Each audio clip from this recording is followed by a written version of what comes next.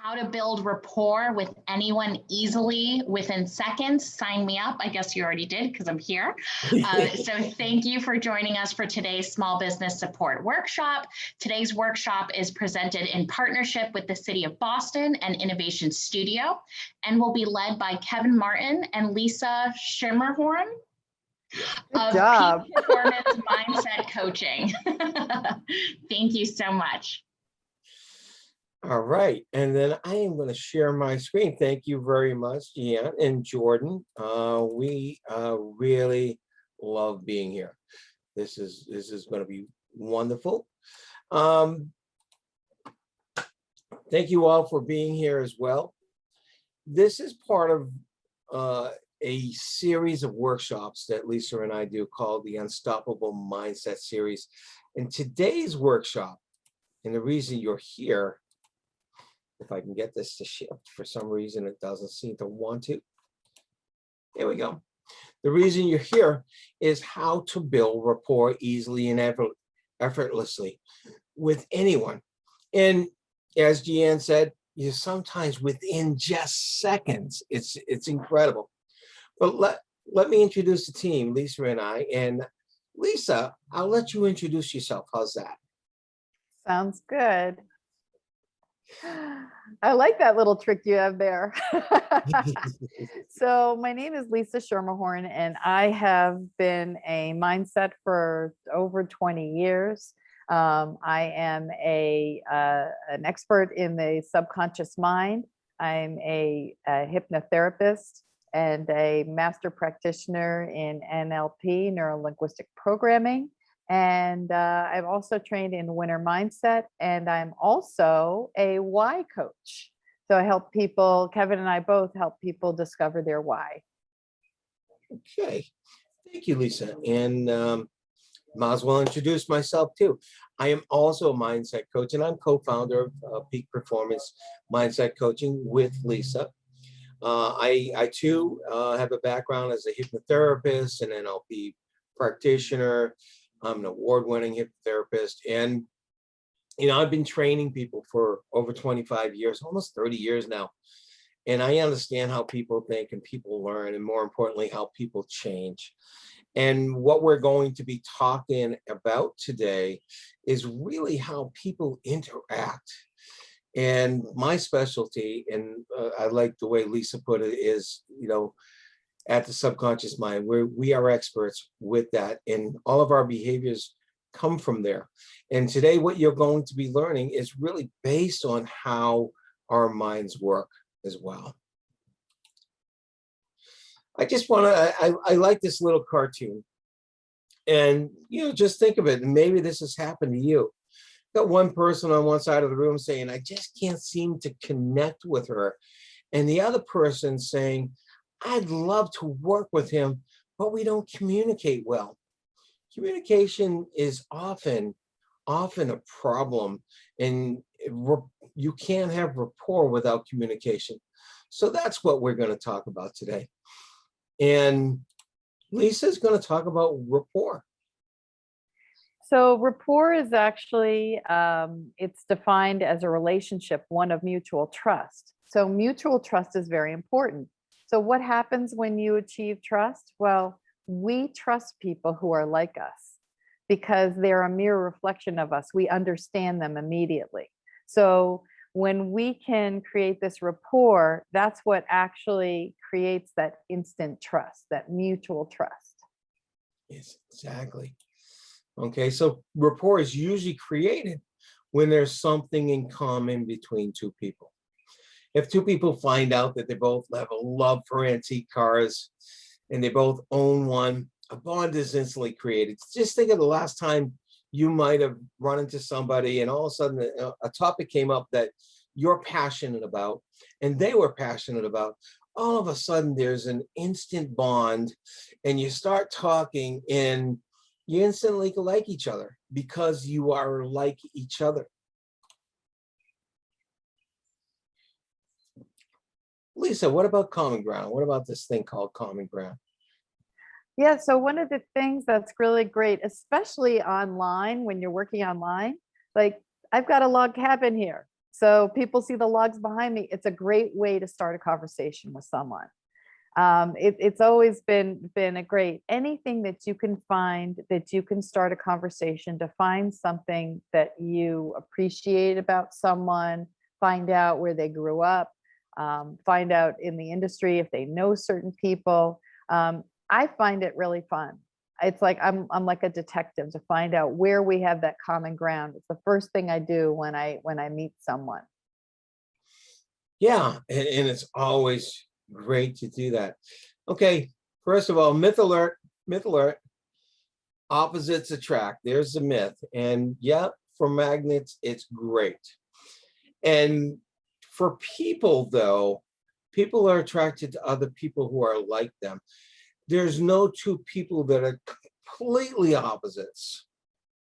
There's no two people who are completely opposites that are attracted to each other. They probably never have the chance to even have met each other if they're completely opposites.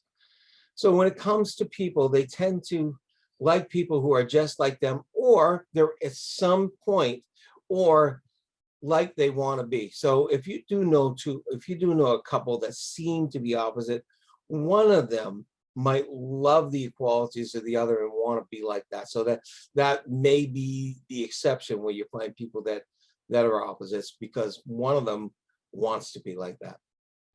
One of the things that I had learned about that is that you can't admire something in someone else unless you have it within yourself. Exactly.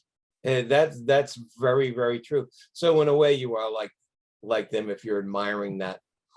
Okay. You have it. So Lisa, how can we just be just like them? Yeah. So again, as I said, find common ground. So like I have this log home, people, where do you live? I live in Vermont. Oh, I've always wanted to be in Vermont. Or I love to ski. Tell me about that. Things that you like, things that you don't like, your children, children's age. You want to be careful because it all could work, but it could also backfire. As Kevin says, someone forgot to take the picture down of their ex-wife or ex-husband on the wall and start asking them about them in the middle of a divorce. Oh, that's such a wonderful person you have up on that wall. She must be so nice. No, I hate her. I'm divorcing her. Yeah. So you just want to be gentle about that, because but for the most part, you can generally find common ground in some way. For the most part, you can find, and by the way, in sales, that's common sense, is you'll look for common ground. And sometimes, if you bring up trivial type, small talk and try to find that common ground. Some people just don't like small talk, right? And if you're not in their office, if you're, on Zoom and they've got a background like I do, you can't find anything that's common ground. So not a blurry black cat going back and forth behind you. No, yeah, she's not there now. I had to check. That often happens. By the way, that cat becomes common ground when if she sneaks in and she comes into the picture and someone else on the other side loves cats. Oh my goodness, does that create rapport instantly?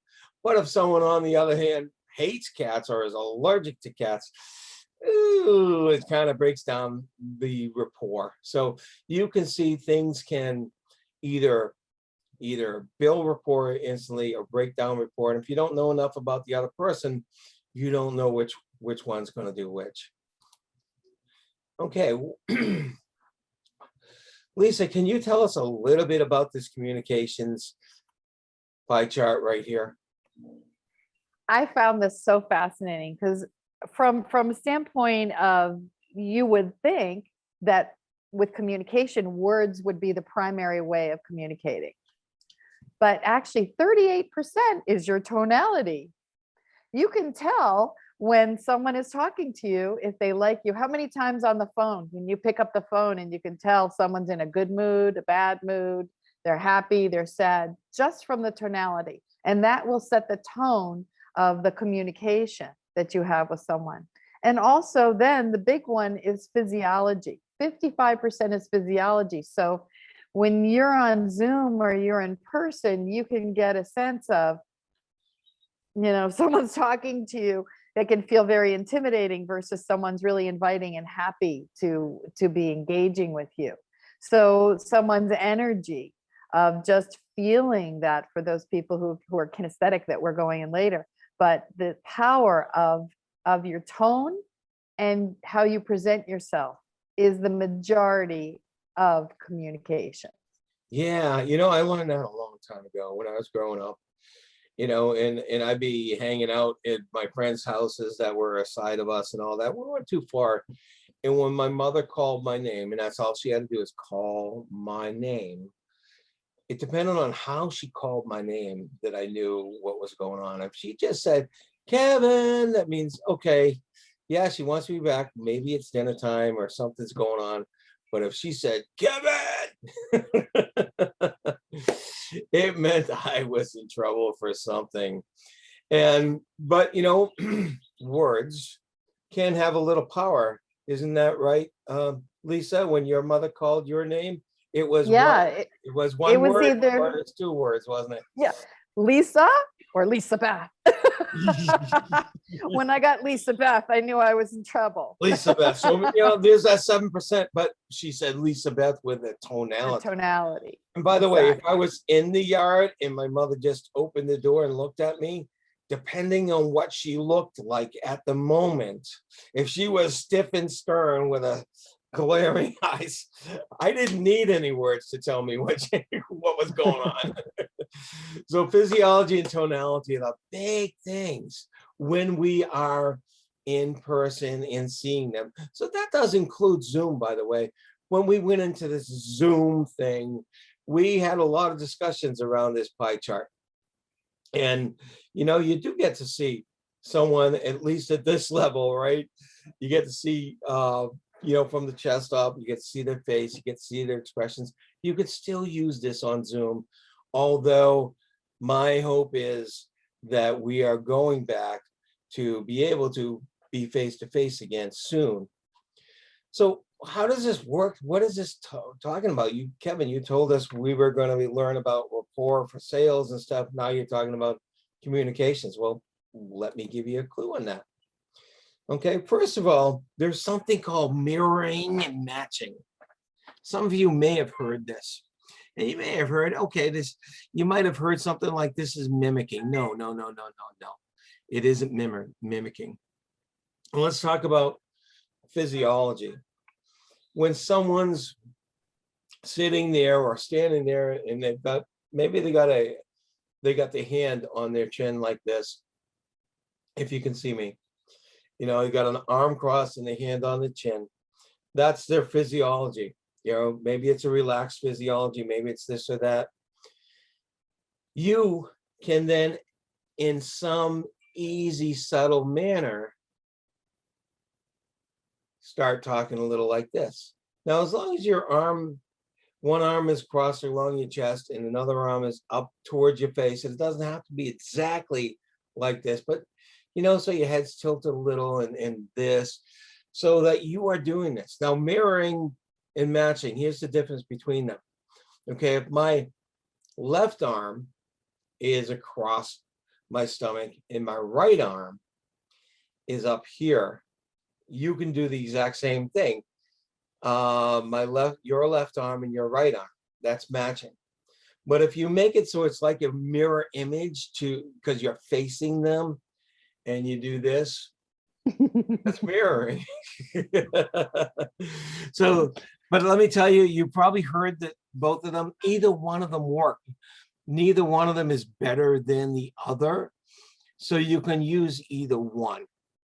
Yeah, so this is good.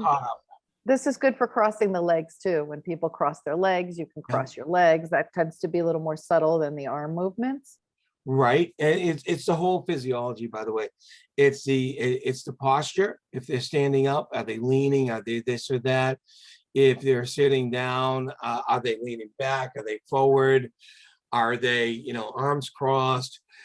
The whole entire thing. By the way, there's this thing called body language.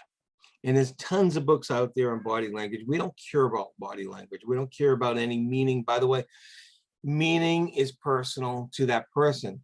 There's no one general thing that says body language is one, you know, any type of body language is one thing or another. For instance, I love doing this, and this is supposedly closed, right? You know why I do this? Because I have a shelf here and it's comfortable. So this is my comfort thing. So don't get caught up in body language. We're not talking about body language. We're talking about their general affect, you know, how their body posture is, how their legs are. If someone's got their legs crossed at their feet, you could even cross on the knee and still be similar to them. And that's the whole thing about being similar. So the body language, when you actually become similar to them. For instance, if I'm going to meet somebody and they're sitting down, I'm going to make sure I sit down before I start talking at any length with them. Or if they're standing up and I'm sitting down, and they don't want to sit down, I'll stand up and talk to them. You know, those are major things. So what you're doing is you're becoming like them. And by the way, will they know it if it's done subtly? No, you know, meaning you don't make instant movements with your body every time they change. They will not notice it consciously, but subconsciously, you know what subconscious says is, wow, this person's a lot like me.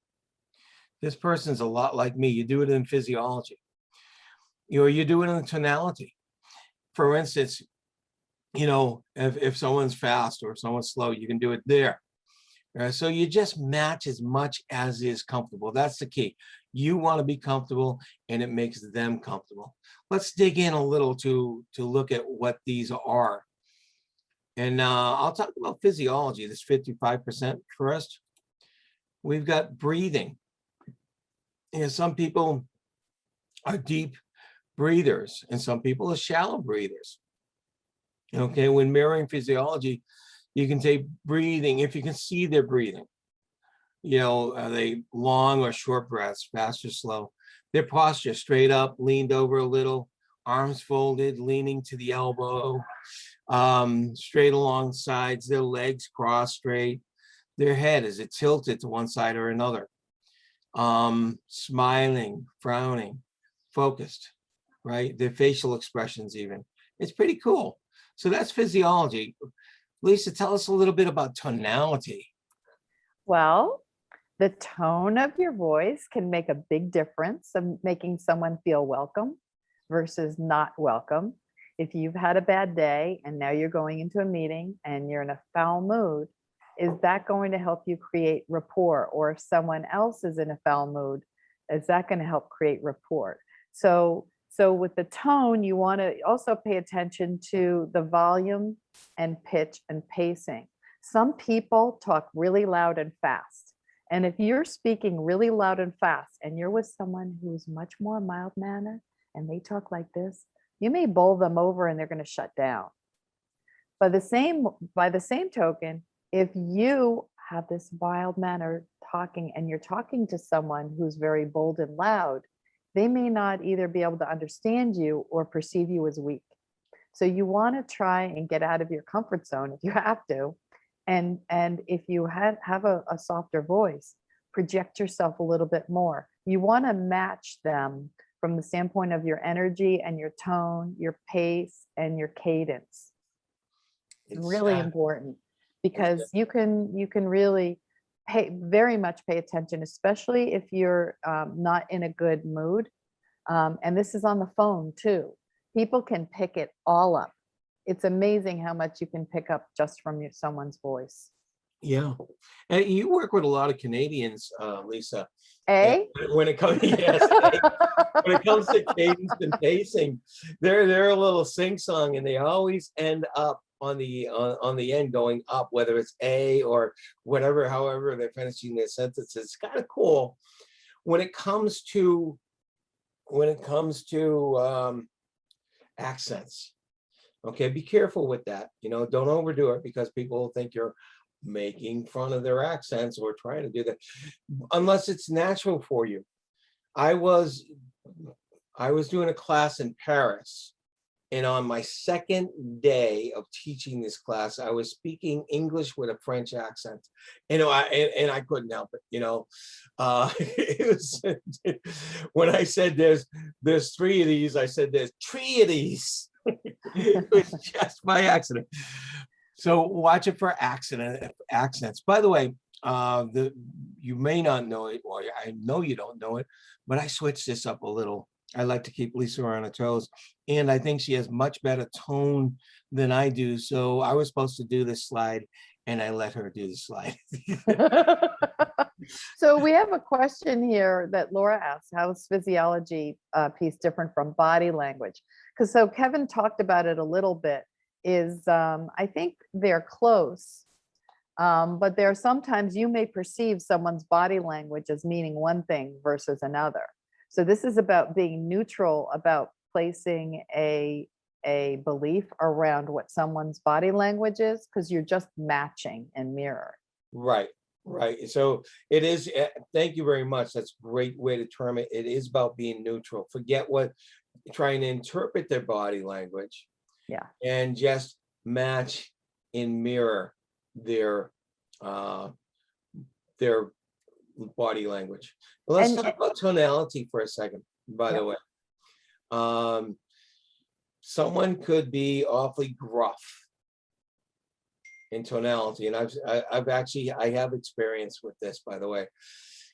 And they're gruff, and maybe they seem like they're coming off angry, but it's really interesting if you bring your tonality and your quality of voice to be gruff like them.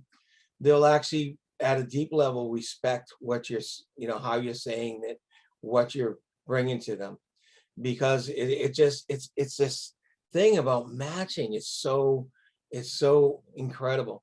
There's a lot more to that, to go into, okay, the actual mood and state of the person and stuff like that. There's a lot more than just what we're showing you here. But for the most part, what we're showing you here works phenomenally. And just you can use the body language if you're using it to try to interpret where someone's coming from, but just know to take it neutral from the standpoint of mirroring or matching. Okay. And the other thing is, what's nice is, this is about establishing trust. So someone may have issues around trust and come off as closed and not want to trust you. This will instantly start to break that up. They'll start to trust you, and you'll start to feel a little bit better about engagement. So you can watch them kind of ease into the conversation as you match and mirror. Exactly. Very cool. All right. The last one. Words, only 7%. It blew me away when I saw that words only 7%. But for the most part, it's not the words that they're saying, it's how they're saying them with that tonality. And even sometimes people say the words with their own physiology, right? However, there are some words, and there's catchphrases or specific words that people often use that can become invaluable. I have a colleague of mine that was in a big meeting. It was the second meeting. The CEO wasn't in the meeting, but during a break, he was out in the hallway, and he saw the CEO talking to somebody else. And he heard the CEO, the other person asked him a question, and certainly the CEO said, "Absolutely, you can take that to the bank." So he remembered that. So when time came for that last meeting with the CEO for the decision making, the CEO had asked him a question towards the end of the meeting, and he said, "Absolutely, you can take that to the bank."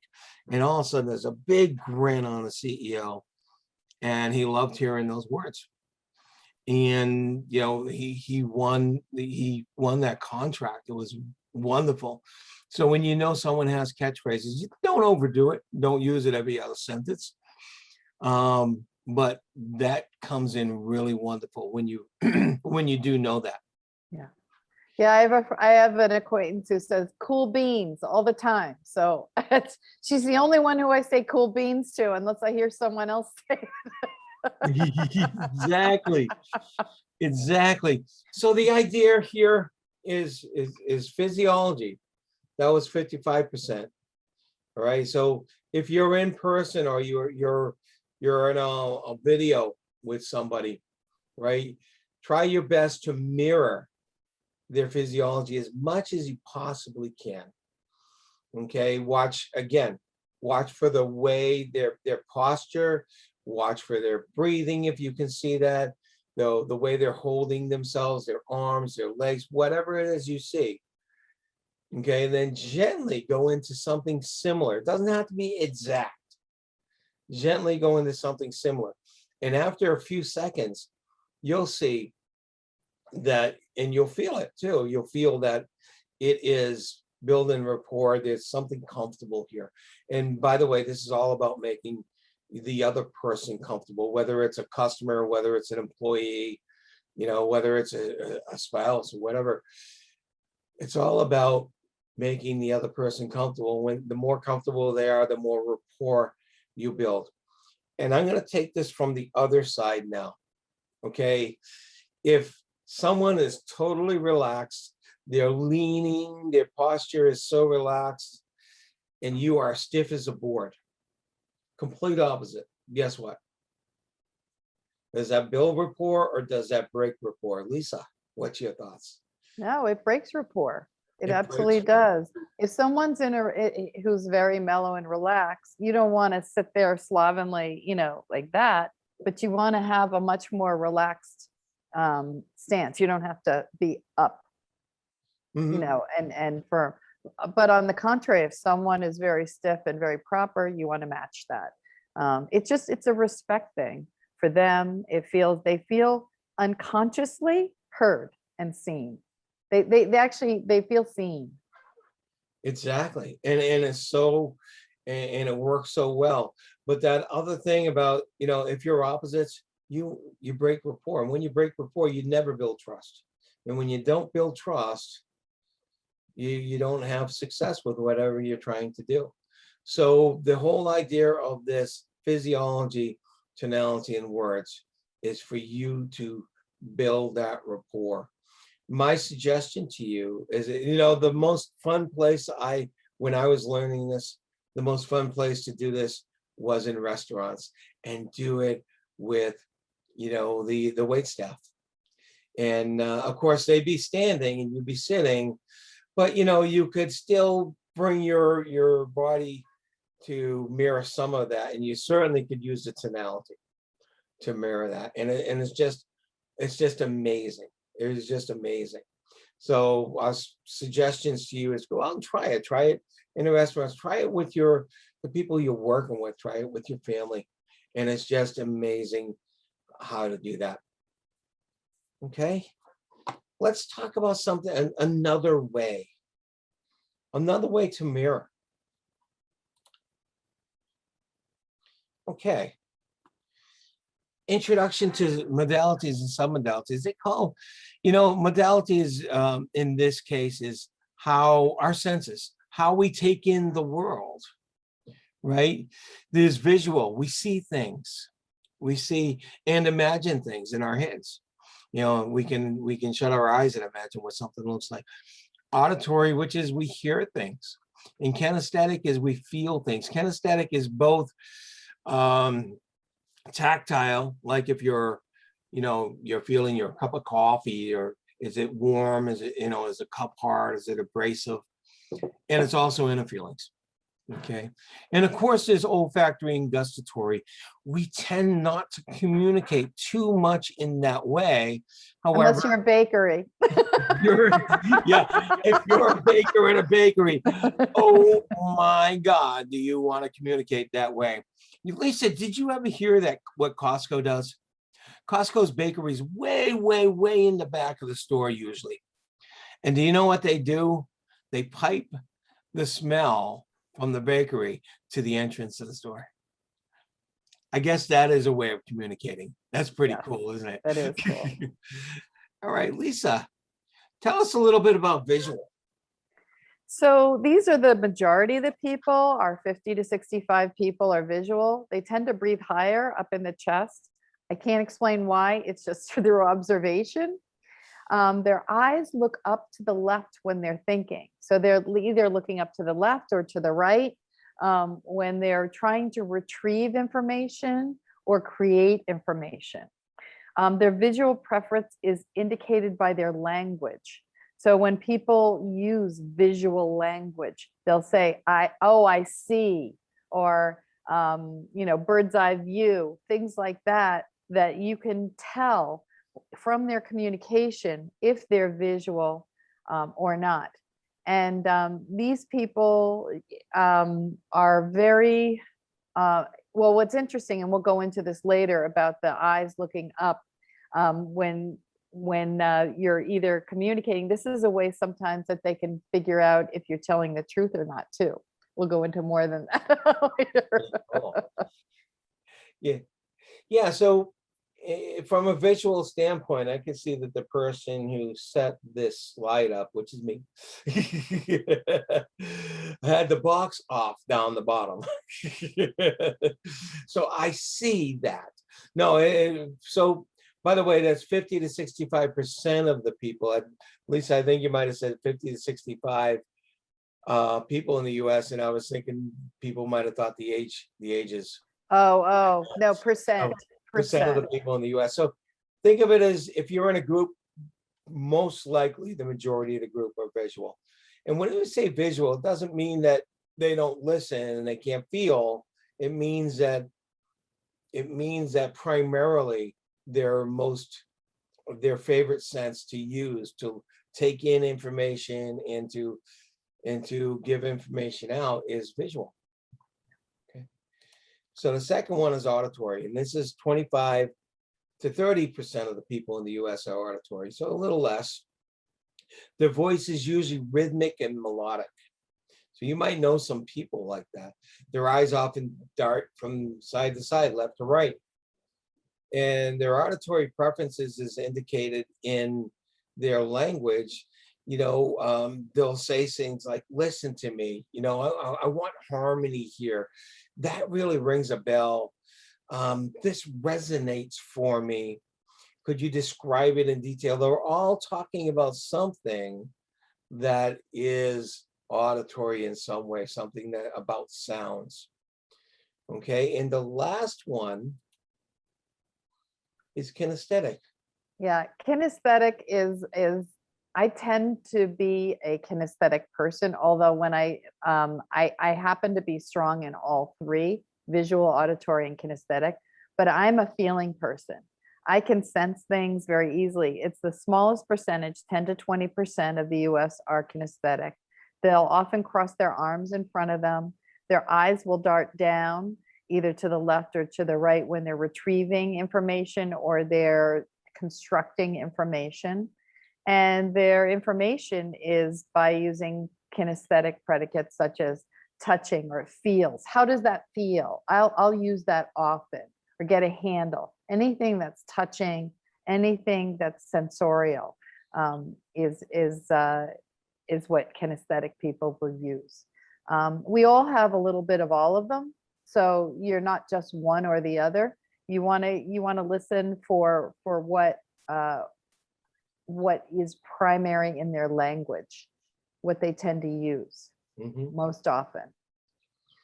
Yeah, exactly. So these are people, by the way, I've worked with kinesthetic people who are highly kinesthetic, and you ask them a question and they take a deep breath and go, and they look down to the side, and about 15 seconds later, they finally answer you, maybe longer.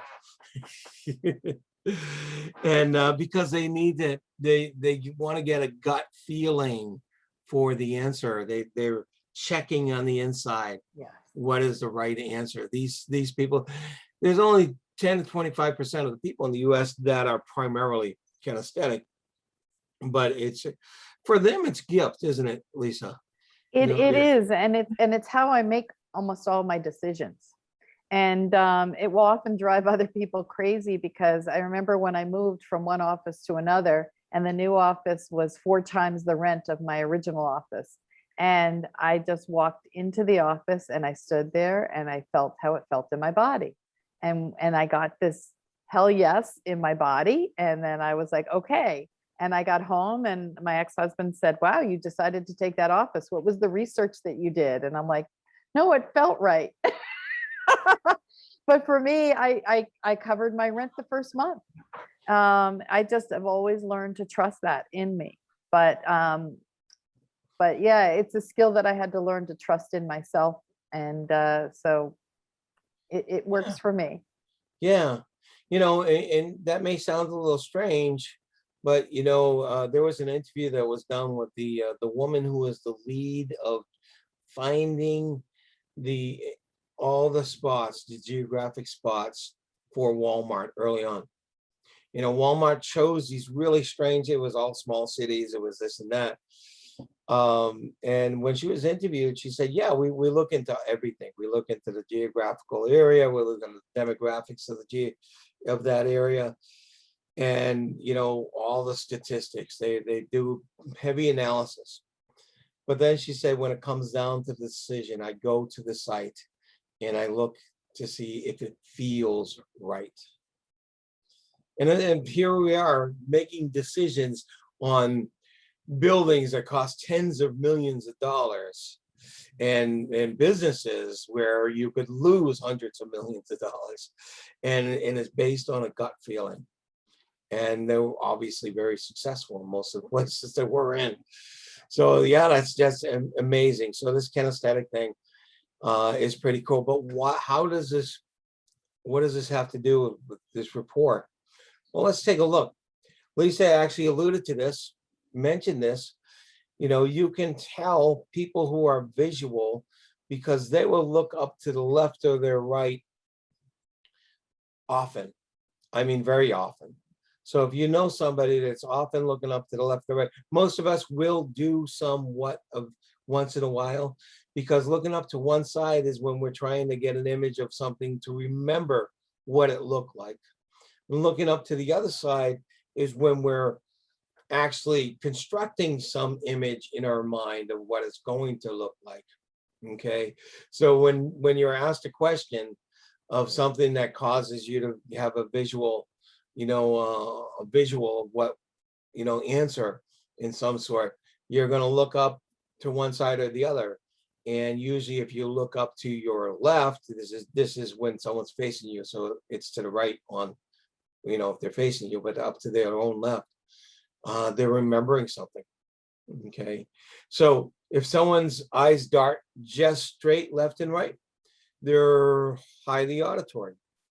And if someone's constantly looking down to their lower left-hand side, they're kinesthetic.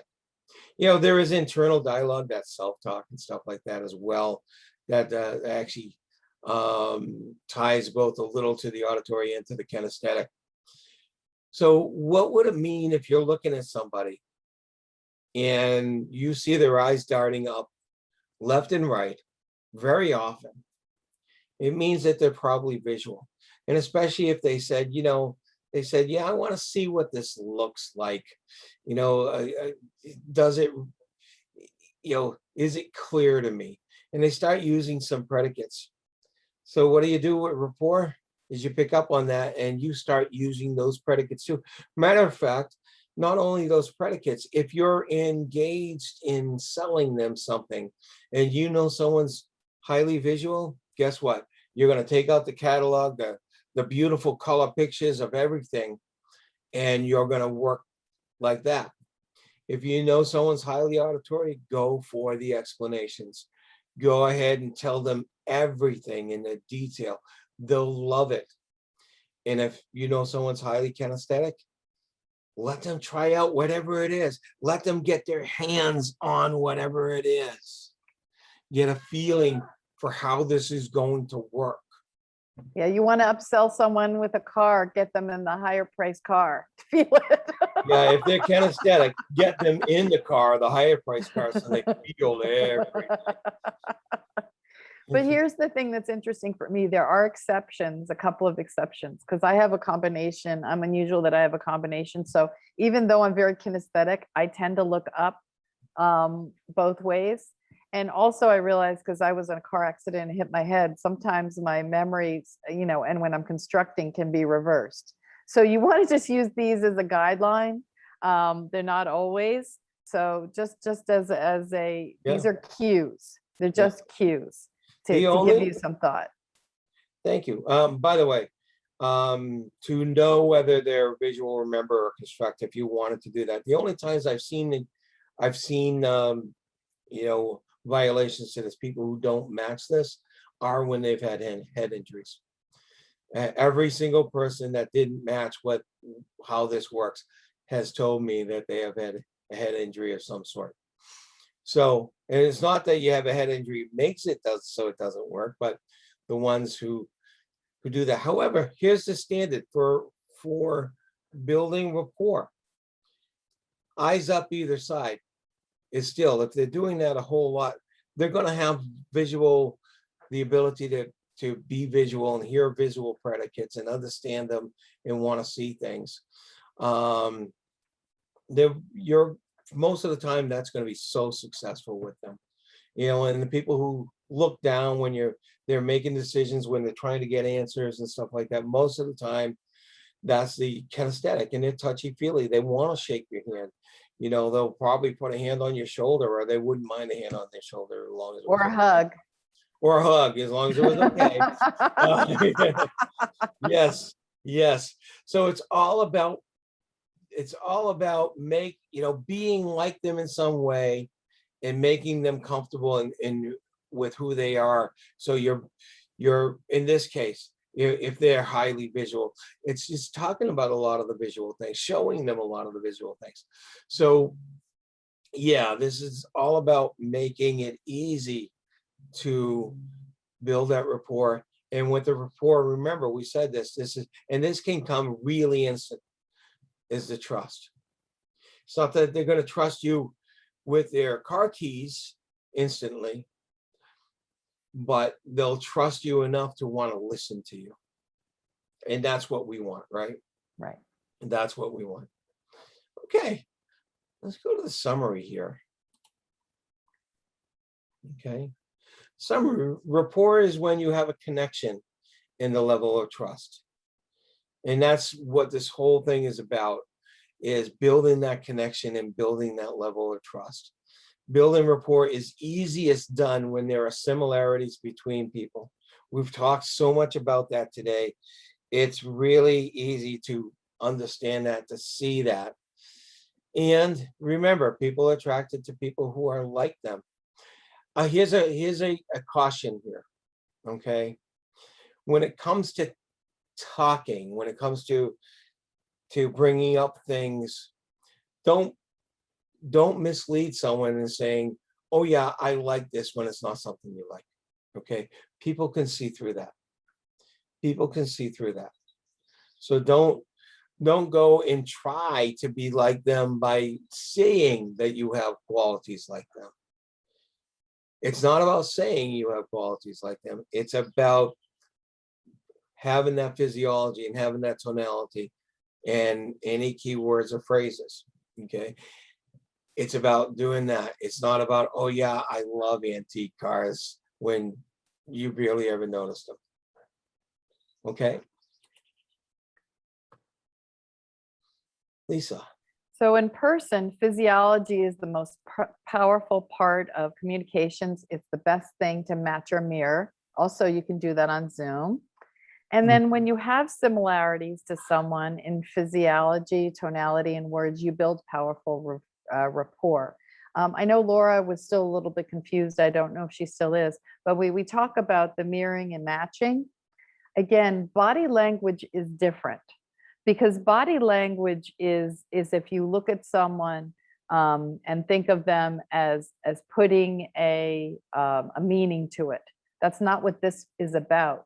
This is about just getting them comfortable, because if they're in a foul mood and they do have their legs and arms crossed and they are in a bad place, if you start to match that a little bit, you'll see them kind of come down. So this is about getting the other person in a comfortable position. So I don't know if we're mincing words, but you are getting them into a more relaxed state. I hope this is helpful Yeah. to you. And then also you can mirror and match someone by using predicates to match their visual, auditory, or kinesthetic. So I see, or I can feel ya, or, you know, however you use your language, or I hear ya. Right. Right. So again, you know, like you just said, there's no meaning to how someone's physiology is. It means something to them personally. So forget the meaning about what it is, because it means whatever it is to whatever state of mind they are in the moment. All we are doing is matching their physiology. And I'll tell a very quick story, because I did my very first talk in front of 100 people was the Association of Bipolar and Depression out of McLean Hospital in Boston. And I did this talk. It was my first 1 hour, and no one was responding to me. Nothing, crickets. So I thought that I was bombing. And so I rushed through that whole thing as fast as I could. And as soon as I ended, everyone was raising their hands, asking a million questions. And I was so confused, because the what I was reading off of what I got from people was very different than what I was experiencing with everyone raising their hands. And then someone said, it's very depressing and hard when you're so highly medicated on lithium, you can't feel the high highs or the low lows. So that was very confusing for me. Yeah. You're trying to generalize and say, hey, people should be laughing. These should be good jokes, right? Yeah. Yeah. So, hey, this last part that we talked about, this VAK, this visual, auditory, and kinesthetic, you know, a lot of us are higher on one than the other. And Lisa and I have an offer to you. Okay. There's a free test that we can send you. Okay. And you can find out for yourself whether you are visual, auditory, or kinesthetic, or maybe at the level, about the same level for each of them. Most of us will have a higher for one of them. Okay. So if you want to take this test, we'll gladly send it to you. Okay, you can contact either one of us at this very short email, Evan or Lisa, at peakperformancemindsetcoaching.com. And you can learn more about us at peakperformancemindsetcoaching.com. But we'd love to help you. We'll send you the test and get on the phone with you for about 10 minutes and help you understand, you know, how you can utilize this newfound knowledge of yourself. So if anyone wants to do that, just send us an email and just say, I want to take the test. Yeah, we're happy to help you. You can also reach us individually on LinkedIn, or LinkedIn on Peak Performance Mindset Coaching. And I'm curious, does anyone have any questions? We've been asking questions, trying to answer questions in the chat as we've gone along. But if there's anything in addition that people might have, please let us know. Yes, we have about 7 minutes. So please feel free to just unmute and hop in if you have any questions. Hi guys, Wisconsin here. Just thought I'd ask a question. You guys are used to me by now. Hey, Charity. So one of the things, obviously I've done the NLP thing too. So this actually answered a few questions that I've had through the training. The head injury one was a big one. My husband's had 2 head injuries. He's a walking opposite of all of this. And it was so confusing to build that rapport, because I was actually breaking rapport with him more times than I was actually making it. Because I was misreading his cues, and he's all like, and I'm like, uh-oh. Then I threw a taco at him. Everything was fine. He wasn't hungry. But my question is, I've got a lot of stuff coming at me the last few weeks about active listening. So really, we can kind of take that ability to actively listen, but remove our personal judgments out of a meeting with someone. would that be a good approach? Because I understand this a little better, and I'm trying to teach the kids how to do this, and they take a lot of stuff personal. Like, oh, well, so and so did this, and they must hate me. And I'm like, wow, that escalated really fast. And so, would that be more to get them to just listen a little closer and not go so personal with the body language from the other person? Well, again, one of my favorite things that I always talk to people about is, first of all, what you think of me is none of my business, which is my favorite saying. And also, we attach meaning to what other people are doing in their body language when it may not mean that at all. It was like when I had to do that talk in front of all those people, I actually had a friend who was a stand-up comedian help me write that speech. So I knew that there were funny lines in it. And when no one responded, I automatically jumped to, they hate me. And that was the farthest from the truth because the whole room lit up afterwards. So it's about, getting rid of the assumptions. And that is so important. We try to read, and that's what I said. By the way, I've read some books on body language and stuff, and they're generalizations. And if we take that as the Bible, we're going to have so many misconceptions. So drop the trying to read meaning. And then you drop your judgments. Now, for active listening, if you have them focusing on listening to whether somebody might be a visual, auditory, or kinesthetic, that's one great thing, because when they can match those kind of predicates, they're going to build rapport. But also active listening is, when you hear something, you repeat it back. By the way, is that not kind of mirroring? That's exactly mirroring, right? When you hear something that you want to make sure you have clear, you repeat it back to them, so they can hear what they just said. Because often when we say something, we don't really listen to how it's being received. We don't pay attention to how it's being received. So when someone mirrors it back to me, I say, oh yeah, that's exactly what I wanted to say. Or I'll say, oh no, that's not what I meant. So yes, Wisconsin. I think active listening is great in that way. And just consider it. That's mirroring and matching, is repeating back to them, not every single sentence, obviously, but the important stuff. That's awesome, guys. Thank you so much. I appreciate it. You're welcome. Okay. Any other questions? Lisa and Kevin, I had a quick question. How do you know when to bail on trying to build rapport? So if you're trying to build rapport, you've gone through all the VACs, and you're just not connecting, what are some clues or cues you can look for, and or how do you salvage the attempt? Okay. When you're doing this, this type of thing for building rapport, I've never had it, so it didn't work. Now, maybe I'm not going to get my end result of making a sale, but I've always had it where the person was congenial, wanted to listen to me, really honestly wanted to listen to me and stuff like that. So rapport is all about this feeling of connection and trust. So if you don't have this feeling of connection and trust, then it's not working. And then when you're feeling this, I'm really not connected to this person, that's the time to bail. And then you can use your words to say, okay, I'm feeling you're not really interested here. Is that true or not? That's would be my approach. Right.